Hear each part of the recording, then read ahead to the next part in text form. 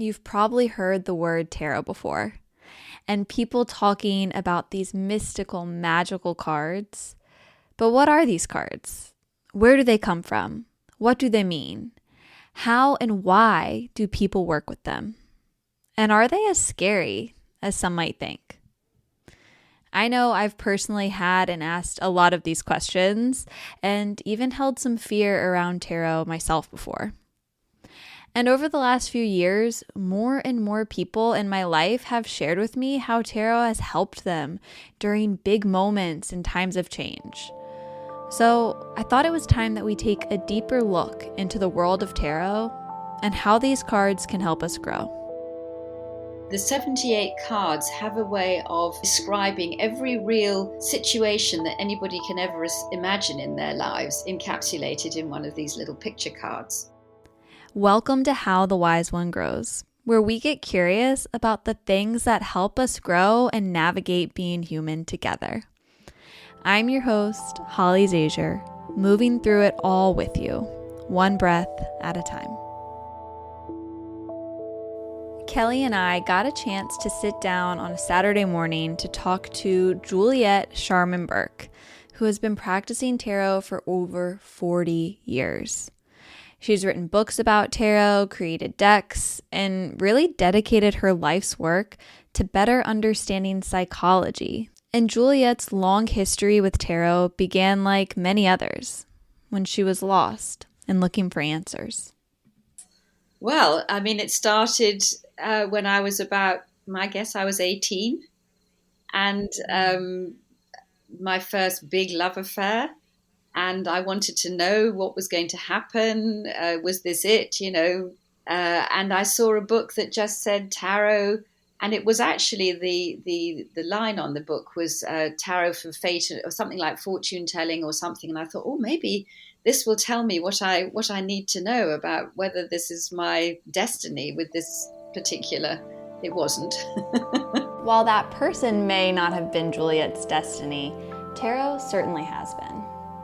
Once Juliet came across this book of tarot in her early years, she started engaging with it and reading more and more about it. And gradually, friends started asking her to tell their fortune. And while she didn't think she could actually do that, she thought she should try anyway. But I'll try. So I took the book and I looked at the cards, and they were very curious. They kind of kept saying things that I didn't really understand. I didn't know why, but they were making sense to the person that I was talking to them about. Gradually, I became more and more interested. And then I was talking with somebody who introduced me to astrology.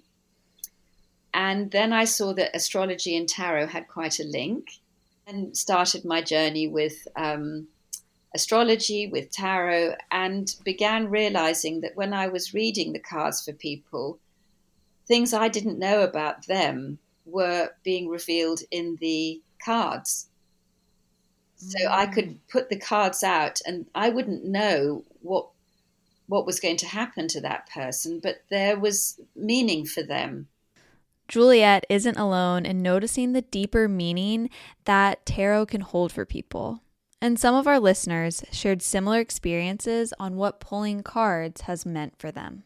Hi there, Mariah here from Nashville. It seems like every time I pull a card, it's the perfect card for the moment. Sometimes I do yes-no spreads, and I'm always very clearly shown the answer. When things are going very well in my life and I'm in sort of a happy flow, exercising, getting sleep, being hydrated, having compassion for my fellow man, I always draw the World card or the Sun card or the Lovers. And I think the inverse is true, right? When I'm struggling to meet my own basic needs, which happens, or there's some external event that's, just causing internal turmoil, I will pull the Tower card or the Moon card, which encourages me to put something to an end, to be able to learn to let go. Or in the case of the Moon card, really just to dig into my shadows and hidden truths, that are actually being triggered. So I think tarot, like everything that we use to discover more about ourselves, is a tool to mirror universal consciousness that is inside of us. Juliet first started to realize the powerful connection that the tarot had with people when she was young, and a coworker asked her to pull some cards for her. The first time I realized that very clearly, I was quite young. I was probably about 20, and I was reading the cards for this woman at work she said she was about 30, and I thought she was terribly old. And she said, "Do you think I'll ever get married?" And I thought, well, probably not, actually. You're a bit old now. You're It's over for you. At 20, I thought, well, if you're not married by now, there's not much of a chance. You're like, you know what? I don't even need to look at the cards for this one. I can just tell you. We already know. Well, I did actually sort of think that. But when I put the cards out, everything in the reading was to do with relationships, was to do with marriage, was to do with, fertility, all sorts of things. And I thought, my goodness, this is strange. And I thought, well, I don't think that's very likely, but it's not my fault if the cards are wrong. So I said to her, well, actually, looks like a really good time for relationships. And it does look like.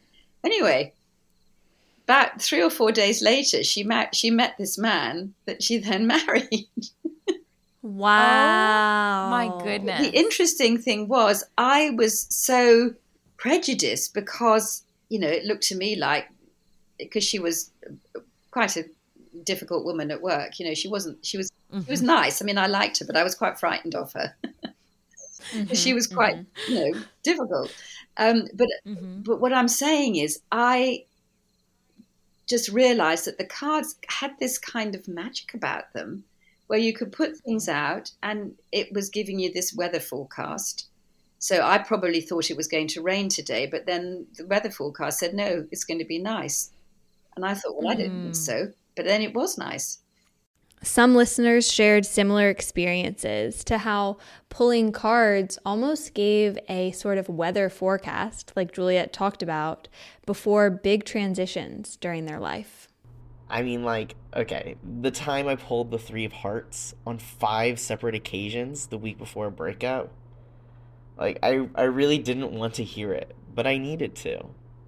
Sometimes it's a message that gives me hope, or gives me some confidence during times of change. I recently changed careers after 12 years in the food industry. I was kind of feeling anxious, after that. So I called up a friend for a reading. They pulled the 8 of Cups, and it's funny because this card depicts a figure walking away from 8 golden cups that are in a desert. And he's walking towards some unknown mountains in the distance. And, I mean, just from looking at the picture itself, before even my friend told me the meaning behind it, it reaffirmed my decision to seek new opportunities, just like that figure was seeking. My cards read me or my current situation to filth. I would probably say most of the time they do that. But, I would argue that all of the time they are telling me exactly what I need to hear. Similar to this listener, Juliet noticed the big things that would come up when pulling cards. And it started to change the way that she would engage with people and the course of her career and her life. I began realizing that I was talking to people and people were asking me to do their cards and telling me stories about themselves and talking about themselves and using the cards as a way into discussion about quite deep problems. And then I trained as a therapist because so many people were coming with problems that I didn't know how to deal with. So then I became a therapist. So that's a bit about how Juliet first found tarot and started working with it. But what is tarot and where did the tarot come from? It started as a game about 500 years ago called tarocchi in Italy in about 1450. And it has similarities to the playing cards, but it's actually a 78 card deck. But it also has 22 pictorial cards, the major arcana, which have very curious imagery, esoteric imagery, if you like, which is, it includes the star, the sun, the moon, but also death, the devil, the hanged man, the tower, which everybody gets quite scared about. Me included. You included. Okay. So it's the history of tarot is quite complicated, but it's also very, very interesting. And over the years, the esoteric side of tarot has sort of grown, or people have become more conscious of it. A lot of academics have argued that it was only ever a game, but there are a lot of occultists or esoterists who say that it isn't, that it's always had a symbolic value. And more research is being done, which has come out to suggest that there really is some divinatory side of it that's been going on for a long time. So nowadays, the tarot is used for divination and for meditation and for self-understanding. Listeners also shared how the tarot helps them with self-understanding. The more I study tarot, the more I realize it's like everything. It's a mirror to the universal consciousness inside of us. Every card reflects a deeper truth about myself and the world around me. It's really a tool that's helped me connect with my intuition and see life's patterns more clearly. And this is actually pretty incredible that it's still so relevant to self-understanding today in 2024, because the oldest surviving tarot deck dates back to the 1490s in Italy. And while new kinds of decks have evolved and emerged over time, not all that much has changed since the original deck was formed. Because over the years, tarot it's always been around, and it's stayed exactly in its original format, which is quite interesting in itself, that it stayed in the same 78 card, nothing's been changed about it. Of course, now in the current days, lots and lots of people are making their own decks. In 1984, Liz Green, an astrologer, Liz Green and myself, created the Mythic Tarot deck, which is based on... You created your own Greek deck? mythology. Yes. Wow. So I'm sorry, it's based on, did you say mythology? Yes, Wow. it's based on Greek mythology. I've written a few books about tarot, and one of them was the Complete Book of Tarot. And following that, I decided that I wanted to create my own deck and have it completely different to most current decks at the time. So that was called the Mythic Tarot, and that's still around today. And it's based on Greek mythology, because Greek mythology has a very rich history of the gods and the goddesses who all have dominion over certain areas. Of course, astrology and mythology are all very closely linked. And I think you both know a little bit about astrology. Juliet is right. We love astrology, and our episode on astrology, episode 48, is linked in the show notes. The stories of the Greek myths in the Mythic Tarot are merely ways of trying to understand the divinatory meaning of tarot, because a lot of people read tarot for, in quotes, fortune telling. I don't do fortune telling. I do divination, which is trying to understand what the symbols, when you put the cards out, you try to find out what the symbology is trying to tell you about your daily life. And it has a very uncanny way of reflecting back to you what's important at that moment. It's not about telling you what is going to happen. it tells you what the kind of weather forecast, if you like, the emotional or the psychic weather forecast is around. So there are times when it's good to be doing things, pushing hard, times when it's better to stand back. You might get a card that says, you're doing too much, hold off, or, green, go for it. And there's the 78 cards have a way of describing every real situation that anybody can ever imagine in their lives, encapsulated in one of these little picture cards. So when you see one of these cards coming up in a reading, you can say, oh, so this is something I need to be looking at. And that they can be used for meditation purposes. And you can pick cards for particular instances if you're really needing, for example, supposing you really need discipline for something, you really need to actually focus and say, I really need to get a grip of this difficulty problem. You could use the strength card. See if I can find it. Which might be something that you could actually sort of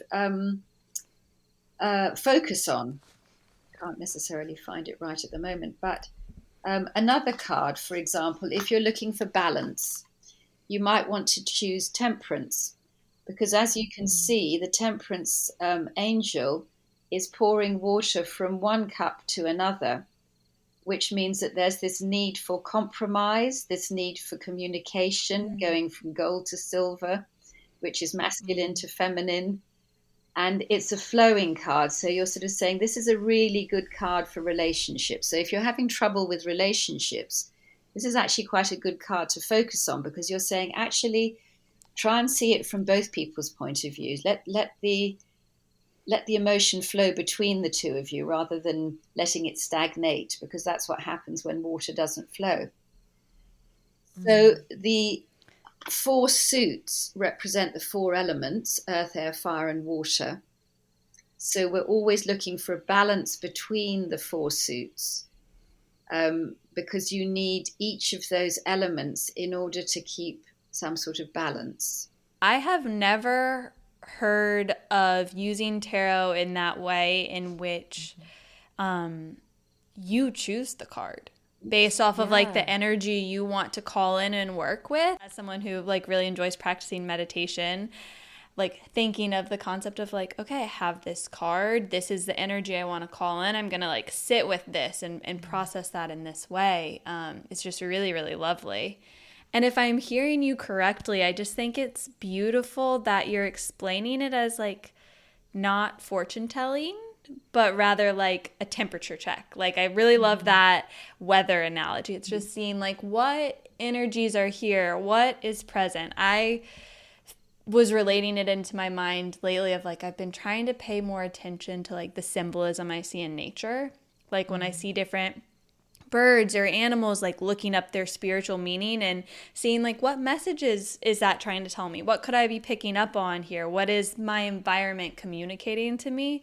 So it kind of seems like the cards is another practice or way of doing that, of just like, here is stuff that's just present, and how do you relate to that, and how does that support you as you're moving through this moment? Exactly. So that's exactly how you can use it. And you can do a reading for somebody, you can do a reading for yourself, you can choose a card, or you can pick a card that represents the kind of energy, the kind of thing that you're going through at the time, whether it's difficult or whether it's easy, because there's a card for every eventuality, as far as I can see. The tarot is so good at relating to people who engage with it, because each card reflects a part of the human experience.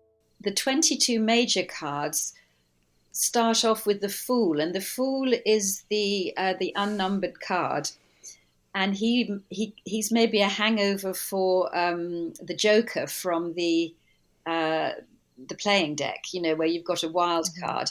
So he can be all or nothing. He's every man, and we started with the Fool's journey. So the Fool goes through each particular card, like starting from childhood. He goes through with the first teacher he meets, the magician, who's also Hermes, who's the Greek god of education, of business, of communication. He's a messenger god. He takes messages between the gods and men. And so he can also symbolize on a psychological level the conscious to the unconscious, or unconscious coming up to conscious and then being sorted out and then taken back into the unconscious again. So it's like a teacher.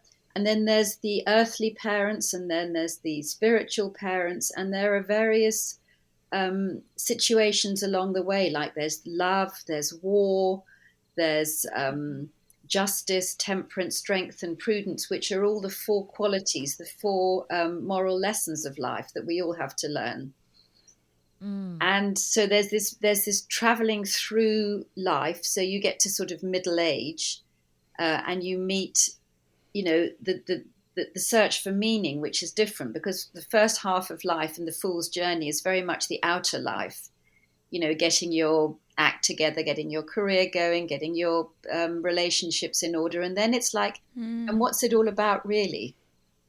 So then there's the underworld journey, which goes into there's the hanged man, there's death, there's the devil, the tower, and then you come out again through the star to the sun, moon, judgment, and the world. So there's a spiritual journey in the second half of life, which is usually around the Saturn return, if anybody's interested in astrology. About 30 is the time that you suddenly really begin to grow up. You're not, the whole of up until that age, you're still kind of learning and assimilating, and it's all about the outside world. And then it suddenly starts to change, and you start to think, what else is going on? What else is important? What's the other side of life? And sort of taking an inner journey, a dive into the underworld. So sorry to interrupt. I know you're at a really good part right now, but I'm going to chime in with a few announcements while I have a captive audience. One, a quick update for listeners is that from now until the end of the year, episodes will be released monthly instead of bi-weekly, so that every episode can be as strong as possible. And this is one of the most important things I'm learning about growth, is that sometimes it's about quality, not quantity.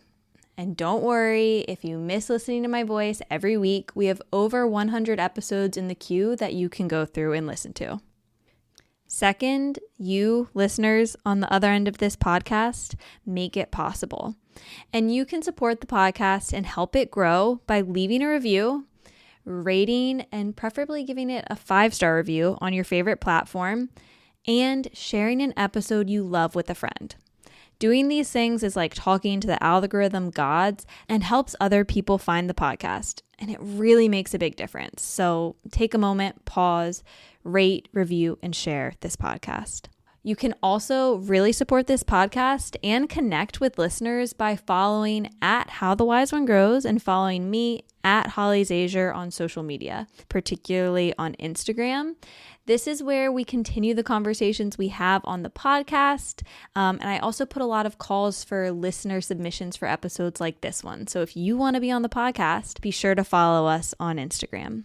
Another incredible thing you can do to support the podcast is to join the Dream Team and make my podcast dreams come true. You can join the Dream Team for as little as $3 a month, and this supports the operating costs and all the love, labor, and yes, sometimes tears that go into producing these episodes. There's a link in the show notes to join there as well. I'm also really excited to share that I have a few spaces available for one-on-one mentorship and coaching. During these sessions, we work together using the modalities of mindfulness, movement, and creative practices to support your mental, physical, and creative well-being and growth. This is one of my favorite things that I get to do, and I would be absolutely honored to work with you. And if you want a little more Holly in your life, but mentorship or coaching doesn't feel like the right fit, I also offer custom meditations that you can gift to yourself or a loved one, which is a great thing to do during the holiday season. All of the links are in the show notes as well. Now that's enough updates, and let's get back into the episode.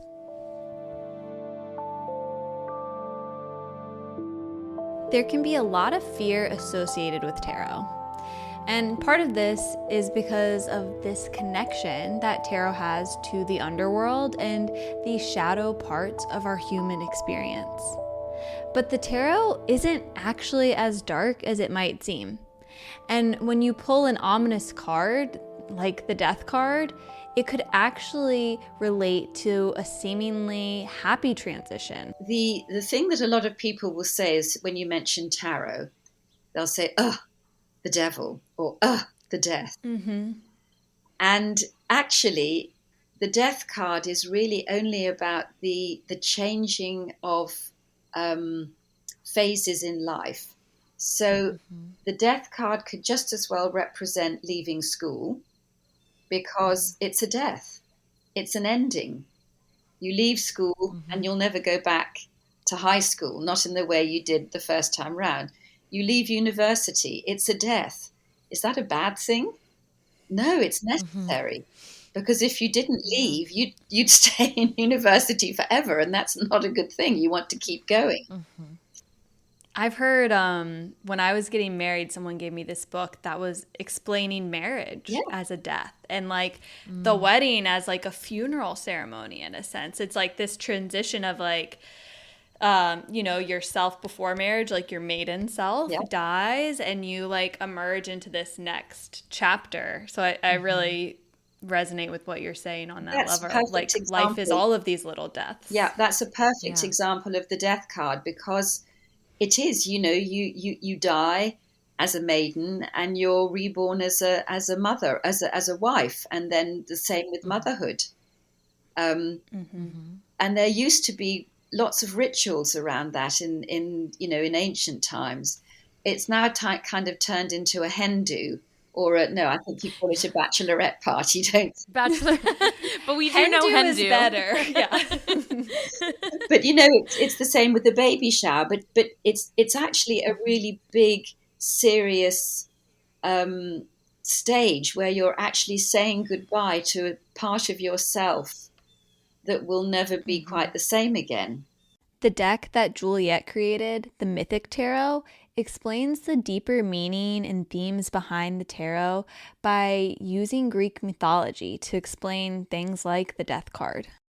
And the myth that we used for the Death card was in Greek times, the souls of the dead were always buried with a coin on their tongue, and they had to be shipped across the river Styx from the world of the living to the land of the dead. And if you didn't have your coin on your tongue, you couldn't pay the boatman, and he wouldn't take you across. So you have to pay the boatman, and the coin that you're paying psychologically is mourning, because you mourn the loss of one life, and then you have to go into the next life. But if you don't pay, you just get stuck. So you get stuck not really living. You're not in the land of the living, but you're not in the land of the dead, which is another land. I remember someone describing the Death card to me saying, focus on the fact that it is a rebirth. And it shifted my whole perspective, because especially in this era of or my own personal time with Saturn return, and with just being personally very lost and feeling like I was lost in my personal life, in my career, like all of these, it kind of felt like every aspect that I had spent the last decade plus building up was all they all changed places and then kind of rearranged. And I was like, wait, what?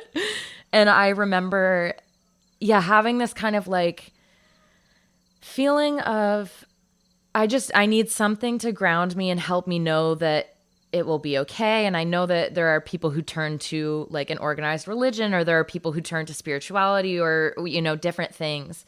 And that was something where I felt really, I got very invested in learning about tarot and kind of being part of this moon group and learning about astrology. I will say I'm still very much a newbie. I don't know much at all.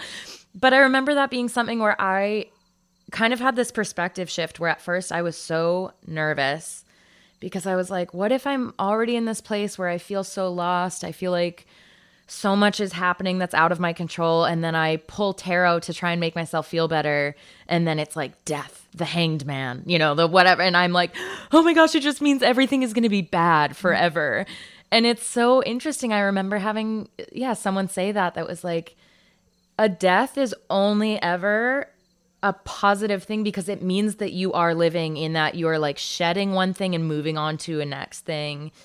And I know for me, like my greatest fear is staying stagnant in any aspect. So it actually really helped kind of shift that perspective a little bit. Mm-hmm. Talking to Juliet helped me understand that these seemingly ominous cards, like the death card, aren't as scary as they might seem.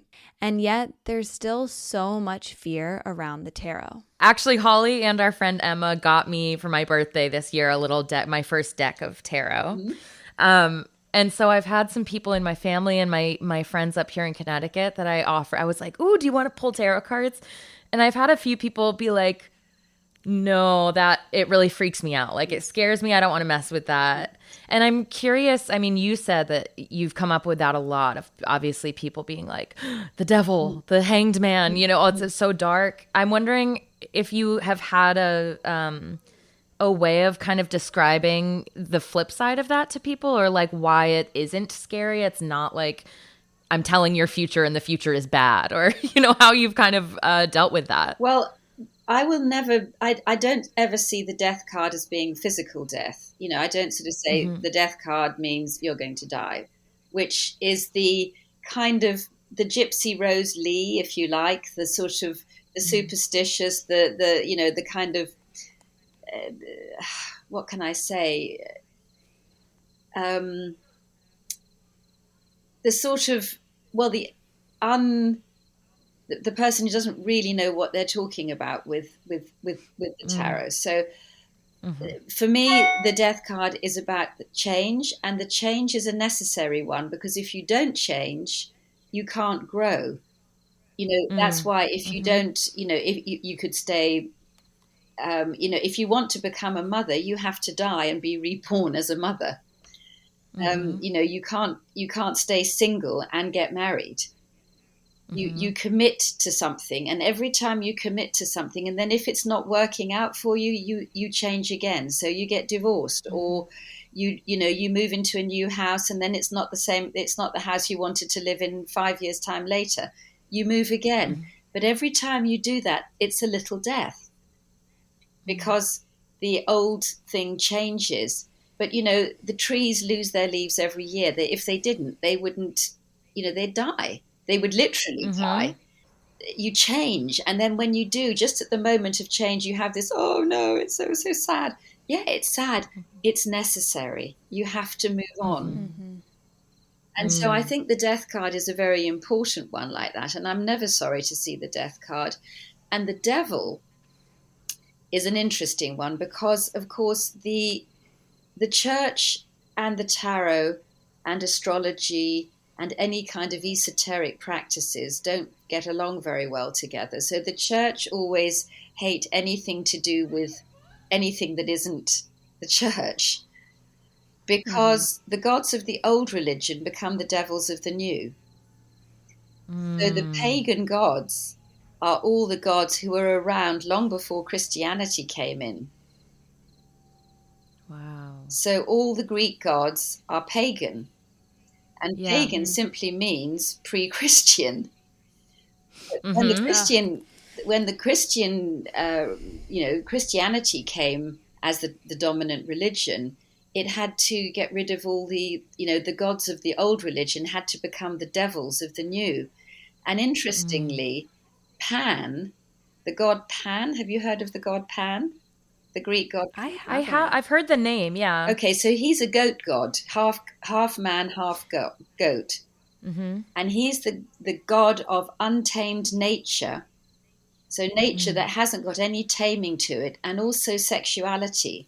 So he's a god of sensuality, sexuality, nature, everything that's to do with fertility, but that was something that was very much frowned upon right, in the church. And the god Pan has been associated with the image of the Christian devil as half goat, look like a goat-like figure. Yeah. Wow. So the only many of the Greek gods have actually, many of the Christian gods are actually Greek gods sort of souped up, called saints. Mm-hmm. They've been kind of transformed. But Pan was the only one that was actually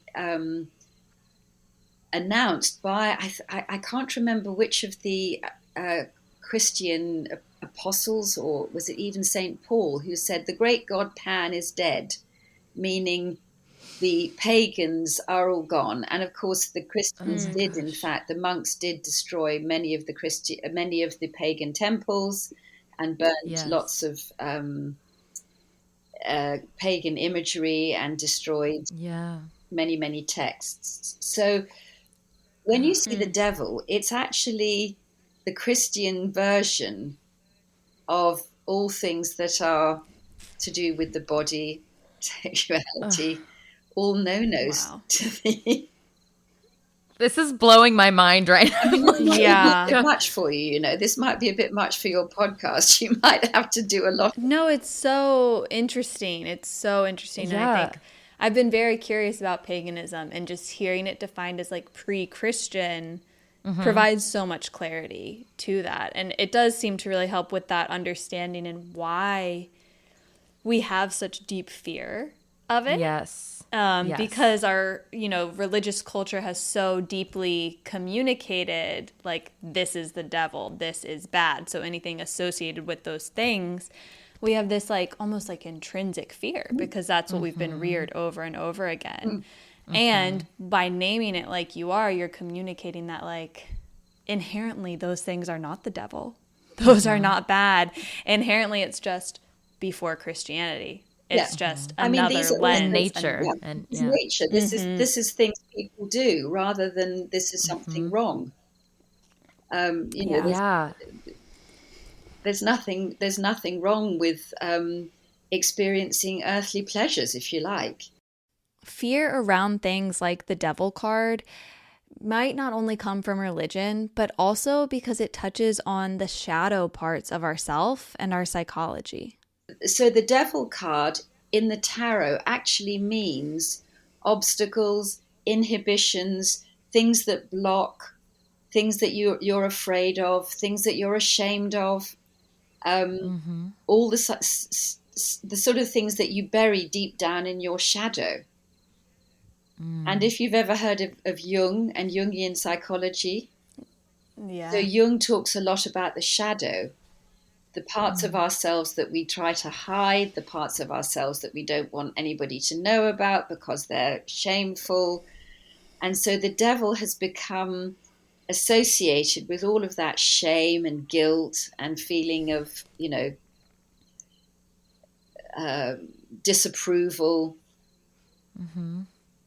But of course, when you actually bring that into the open, you realize that that's nothing to be ashamed of, but it's something that really inhibits you and stops you living freely. So the devil is nothing to do with black magic, although of course it has been appropriated in that way over, because you can take anything and turn it into something evil if you want it to. To me, this is actually one of the coolest parts about the tarot, because it can help bring light to the parts of ourselves that we keep in the shadows. We're so often encouraged to put on a smile and show our best selves and only crave our positive emotions. But being whole, being human, means that you experience a wide range. And these seemingly dark cards allow us the opportunity to tap in and to get to know our shadow parts of ourselves and to tap into our wholeness. But it also allows you to experience the whole of you rather than having something that gets pushed down. Because, of course, when you push it down in you project it onto other people, which is what's happening at the moment. There's a great deal of shadow projection going on in the world, and people are projecting onto groups, onto you know, things out there, because when you don't recognize your own shadow, when you don't accept the things about yourself that you're upset about, that you're ashamed of, that you're having problems with, you want to kind of get rid of it, so you push it out onto somebody else or onto something else. So I think the shadow work that you can actually do through the tarot is really very, very useful. And the other one is the tower, which is the breaking down of old ways in order to make something different, something new and creative. You can use all the tarot images in different ways to kind of just understand a little bit more psychology, a little bit more about people's inner worlds, because we're all the same. We're all basically vain and greedy and tempted, and we all want the easy way out, and we'd like to cover up if we possibly could. And we're also decent people who want to live good lives, and we're kind and we're good and we're generous. We're all a big mixture of that, aren't we?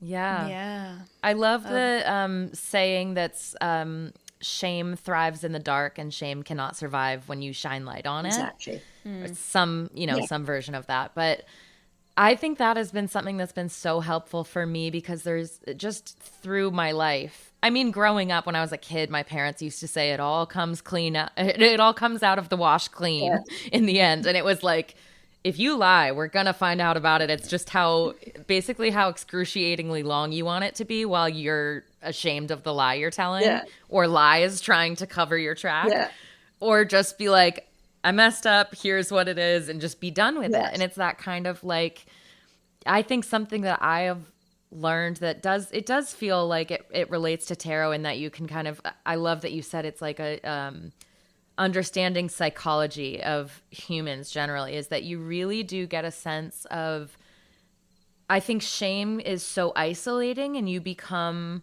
or I should say in my experience, it's very isolating, and I become kind of closed off to people around me when I'm experiencing shame, because I'm like, certainly no one else has experienced this, I'm bad, I'm the problem.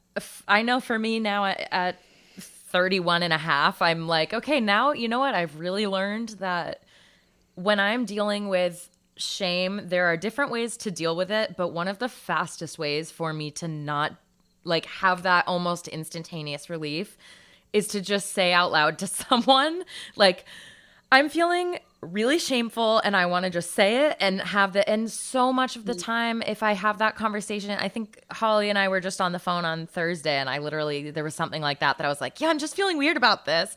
And it's so helpful to just say it. And then when people are like, oh, I feel that way all the time, or like, oh, I've totally done that. Or, you kind of go like, oh, right, I'm not horrible. I'm not bad. I'm not the monster in the labyrinth, And it's just like, okay, it's, we can kind of like, I think, show ourselves a little more compassion with that. And I think that's a beautiful way to maybe, to kind of tie back into the fear of tarot. It's like, but you can also use it to gain real insight and have that kind of compassion for yourself and for others, and just like how we live out our lives as humans. We could have talked to Juliet forever about the esoteric elements of tarot, but we also wanted to dive into some of the more logistical questions that we had about working with the tarot. So I want us to kind of go through some almost like a lightning round of tarot questions and misconceptions we might have for a very beginner level. Kind of first and foremost, you mentioned you created this amazing deck, which I am definitely going to link in the show notes, and I am going to get for myself. But that kind of leads me to my first question. I was told, and I spread this to Emma and Kelly, so I don't know if it's true or not, but I was told that you're supposed to be gifted your first tarot deck, or you're supposed to be gifted tarot. You're not supposed to buy it. I guess just overall, how do you know what deck is right for you? How do you get a deck? And then how do you pull cards? How do you set your space for that? Okay, so I don't believe that you have to be gifted it. I think that's an old kind of gypsy superstition as far as I'm concerned. So I don't believe that. I think that the Okay. most important thing is to look at cards. If you want to get some cards, go to a card shop, a tarot, a bookshop or a place where they sell tarot cards, and look at as many cards as you decks as you like, and see the one that you're most drawn to, the one that appeals to you, the one that you like the look of, and one that you like it could be a very ancient deck, because some of the decks still exist from the 14th century, and some are very modern, and there are a lot of modern decks around now. Lots of people are designing decks, and you choose the one that appeals to you, that you like the colors, you like the artwork, you like the um I've done two. So it is okay to judge by a cover in this Well, case. judge by the cards, by the pictures. It's like, Yeah. look at, you wouldn't go and buy a piece of art that you didn't like just because someone's given it. You wouldn't hang it on the wall if you didn't like it, would you? So if you use Makes a bit more sense that way because it's so personal to what you're personal. going through. So you should You've got to be friends with these cards. They've got to speak to you. They're your friend. And if you don't like the look of them and you don't like the design or the color, then you're not going to get friendly with them. What is the difference between oracle and tarot? I feel like when I go to buy tarot, I often am like drawn to these oracle cards, and then I'm like, wait, is this the same thing, or what? What is the difference? It's between not, the two? but the oracle cards there's a similarity in the fact that you pull an image, or pull a card that has an image, and it has a statement to it. It might say wisdom, or it might say tranquility, or it might say just a couple of words that you're supposed to then meditate on for that day. So but the tarot is part of this 78 card system. So it belongs to a whole system, whereas the oracle cards are they work on their own. They're individual. So you might just you can still use the tarot in the same way. You might pull the devil card first thing in the morning, and you think, okay, so what shadow stuff am I working on today? Or if it's the death card, you might say, okay, so what am I ending? Or you might pull the magician, which might say, what are my opportunities? Let me think about my opportunities. And what's the fool, which is what risks am I taking today? Or temperance, which is what balance am I looking for? So they've all got different meanings, but the oracle cards are there's a similarity, but they're not the same. When you pull cards for yourself, or when you're working with a client or someone and you're pulling cards for them, do you have different ways that you go about it, or are you like, I've heard of some people literally saying, I scatter them and then I hold my hand over them, and whatever I feel like energetically drawn to, I'll pull, or having a specific system for like past, future, present. Do you have a set way that you do it, or? Yeah, I do. But I always some people shuffle. Some people ask the client to shuffle, and then they lay out from the shuffle. Some people won't let other people some readers don't like people to touch their cards. I like to shuffle myself, and then I lay the cards out face down and have the client pull them individually. So 10 cards, and then I lay them out in a particular spread and read them from there. And I usually do 3 spreads per reading. Oh, interesting. So it's always 10 cards when you do it? I do 10, 7, and 3, and 5. But that's my little sort of ritual. But there are loads and loads of ways of doing it. Just like Juliet said, there are all kinds of ways to read tarot. So we spoke with a tarot reader, Melanie Grace, based in Richmond, Virginia, about how she works with the tarot. There's definitely no right or wrong way to tarot, but when I'm teaching tarot to other people and in my personal practice and in my practice that I do professionally, I am not one to use spreads. The cool thing is that there's no right or wrong. It's all about how you choose to work with the tarot. I was just wondering, when you said that you put them into a pattern for clients, like they pick and then you kind of arrange them. Yeah. Is there a particular way that you personally tend to arrange them, or is it just kind of the order they came out? I take the first one chosen and put that one down first, but there is a spread. It's like a layout called I use the Celtic cross, which is a 10 card. It's an old fashioned, but a 10 card layout. And then I do another 7 card spread, and then I do a 5 card spread, which is the horseshoe spread. And then each of those positions have a meaning. So it's where you are at the moment, where you're working towards, what's expected, what's not expected, where you're going towards in your future. But it's very loose. It's not like this is going to happen, but this is your, like I say, your weather forecast for about 6 months. That's how long I reckon a card reading will maybe take. And sometimes it can come out very, very quickly, and sometimes it can take about 6 months to sort of play out. But it's not so sort of, it's not like what I would call real fortune telling, shall I take this job or not? I wouldn't ever tell anybody take this job or don't take it. I'd say, well, what are the pros and cons? What are you struggling with? And sort of tease it out by looking at the images and working with those stories that they tell. While the way that Melanie and Juliet pull cards might look different, the way in which they encourage the people they work with to engage with the tarot in their cards they're pulling is actually really similar. A lot of people will come to tarot asking questions of like, what's going to happen in this relationship? What's going to happen in this job? They're looking for external things, and sometimes you will get internal answers.